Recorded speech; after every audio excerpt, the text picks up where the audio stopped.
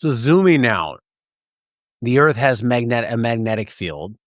There's all sorts of energy out there running through the atmosphere and through everything. Hmm. Produce some of it, I guess, from biological beings. Some of it is coming from like obviously like the moon has an energy, right? Like that's gravitational energy it's Sure, exerting on the planet. So sure. there's these forces. So before we get into the electroculture side, can you talk a little bit about the free energy that's out there that we're all like I'm breathing it in right now. You are like it's all around us.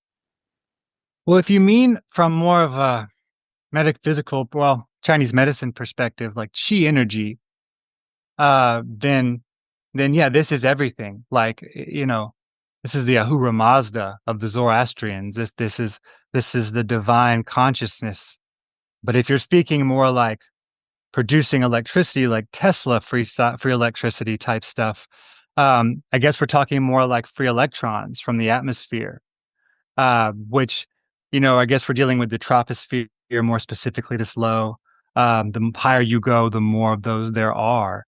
And if you think of those as just unpaired positive ions that have unpaired with the ground's negative, you know, it's like when you shock something, that's an unpaired electricity that's causing a spark gap, right, between you and something that's ungrounded or grounded, depending on the charge.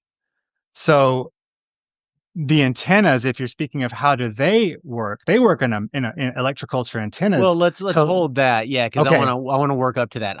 okay, I'm feeling my way through this. So it might sure. be we might go in the weeds. Maybe we could think of it like this. The earth is magnetic, like an ocean that's just ever present.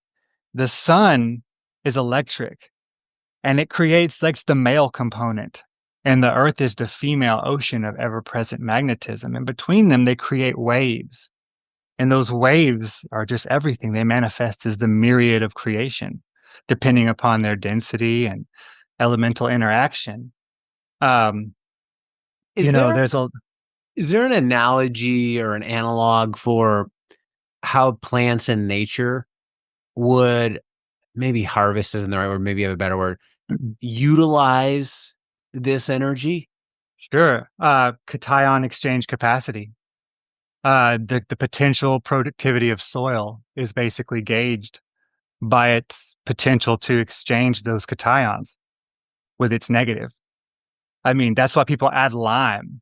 A lot of people don't know that's why they add lime. A lot of the old time farmers that live around here, they'll tell you lime's as good as adding fertilizer. Well, they're adding inert lime from a bag or a big load on a dump truck.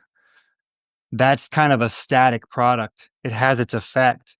You might notice that effect more imparts hydrogen than a cation exchange potential. But when you add, let's say, basalt, paramagnetic rock, to compost and you put that in the soil, that goes through a flux. And that creates an electrical charged lime, nascent lime, newly birthed lime. That's a whole different game. That's a whole different quality of energy. So this electricity is catalyzing the transmutation of elements. Elements are not static. They do not remain the same. You can't take a soil test and know what the soil is really like other than at that one moment. Just like a blood test. That's that one little moment that everything interacts constantly. Like who is it? The Batista Helmont, Van Helmont, the father of like pneumatic sciences. He coined the term gas. Now, he had theories that the gases arising from the bottoms of swamps from decomposing carbon-based life forms basically created this imprintable form of carbon in a gas that when it rose up through the waters, it interfaced with different heat, cooling elements, uh, other elements, mostly metals, soils in the water, whatever it's interacting with would then discern what that imprintable carbon became. And that's also very similar to scalar science when we're talking about when we create this flux of negative and positive, we can induce intention into that. And that's more like in the internal medicine side.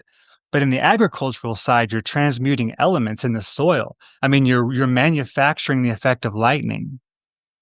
We know how benevolent that is.